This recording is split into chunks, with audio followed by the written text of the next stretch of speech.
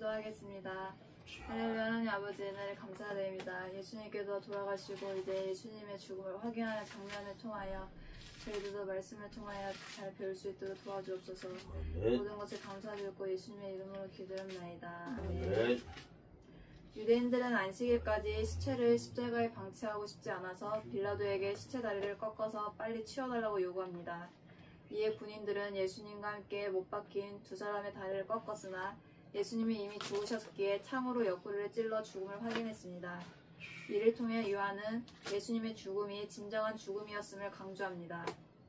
첫 번째, 유대인들은 그 안식일이 큰 날이므로 그 안식일에 시체들을 십자가에 두지 아니하려 하여 예수님은 금요일 제3시 오전 9시에 못 박히셔서 그날 제9시 오후 3시경에 운명하셨습니다. 그리고 금요일 저녁부터는 안식일이자 그의 유대인의 유월절이 시작되었습니다. 그의 유월절은 안식일과 겹쳐 있었습니다. 그 때문에 유대인들은 안식일 전에 시체를 처리하고 명절을 지키길 원했던 것이었습니다. 한편 예수님은 십자가에 달리신 지 6시간 만에 운명하셨습니다. 그런데 원래 십자가 형벌은 빠른 사망에 이르기보다는 극도의 고통 속에서 서서히 죽게 만드는 형벌이기 때문에 때로는 며칠씩 걸려서 사망에 이르기도 했다고 합니다. 근데 주님은 이렇게 빨리 돌아가신 것에 대해서는 여러 가지 추측이 있었으나 아마도 예수님의 육신의 상태가 그다지 양호하지 않았기 때문인 것을 생각합니다. 두 번째, 첫째 사람과 또 그 다른 사람의 다리를 꺾고 예수께 이르러서는 이미 죽으신 것을 보고 다리를 꺾지 아니하고 그중 한 군인이 창으로 옆구리를 찌르니 십자가에 달린 죄수들은 그 몸을 지탱하기 위해 발밑에 지지대를 만들어 체중을 이겨내야 했습니다. 그런 그들의 다리를 부러뜨리면 체중을 다리로 떠받칠 수 없게 되어 호흡곤란으로 빨리 죽음에 이르게 되는 것입니다. 군인들은 두 사람의 죄수가 아직 죽지 않았기에 다리를 부러뜨렸고 예수님은 이미 죽으셨기에 다리를 부러뜨리는 대신 창으로 옆구리를 찔렀습니다.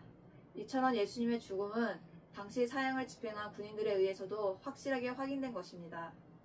세 번째, 그 증언이 참이라. 요한이 예수님의 죽음을 이토록 자세히 기록한 이유는 예수님의 죽음이 진정한 죽음이었음을 증명하기 위해서였습니다. 제자들의 증언은 우리로 하여금 예수 그리스도를 믿도록 하기 위한 것이었습니다. 나중에 제자들은 예수님의 죽으심과 부활에 대해 증언하게 되며 목숨을 걸고 그것을 보증했습니다. 그래서 증인이란 말에서 순교자란 단어가 파생했습니다. 주님의 죽으심과 부활은 진짜였다는 것입니다. 네 번째, 성경을 응하게 하려 함이라. 예수님의 다리가 부러지지 않는 것이나 창에 찔림을 받으신 것도 성경의 예언의 성취였습니다. 이것은 두 가지 사실을 강조합니다. 예수 그리스도는 참 메시아이시며 하나님의 말씀은 작은 것까지도 모두 성취된다는 사실입니다. 그래서 이 모든 말씀이 경이롭고 하나님의 말씀은 작은 것까지도 모두 이루어진다는 것입니다. 결론입니다. 본문에서 요한은 예수님의 죽음을 아주 자세히 기록합니다. 이는 예수님의 죽음과 부활이 진정한 것임을 나타내기 위한 의도였습니다. 초대교회 때부터 예수님의 죽음과 부활을 부정하는 이단들은 계속 있었습니다. 예수님은 죽으신 것이 아니라 잠시 기절하셨다가 선선한 무덤에서 깨어나셨다고 주장하거나 심지어는 예수님이 실제로 육신의 부활을 하신 것이 아니라 다만 사람들이 환상을 본 것이라고 주장했습니다. 이들의 공통점은 예수님의 죽음과 부활을 실제로 일어나는 일로 보지 않는다는 것입니다. 그러나 예수님의 죽음을 가장 가까이에서 목격하고 기록한 요한은 예수님의 죽음의 진실성을 강조했습니다. 주님의 죽음은 당시 사형을 집행한 군인들에 의해서도 분명히 확인되었습니다. 우리는 사도들의 증언을 믿을 수밖에 없습니다. 사람은 절대로 죽었다가 다시 살아날 수 없습니다. 오직 참 하나님이신 예수님만이 죽음과 부활을 이루셨습니다. 기독교는 바로 이 주님을 믿는 신앙입니다. 우리도 육신은 죽지만 영원한 천국에서 반드시 다시 살아날 것입니다. 믿음이 없는 사람들은 죽으면 그만이라고 합니다. 사후세계가 없다고 합니다. 그래서 그들은 죄를 지으며 자기 마음대로 삽니다.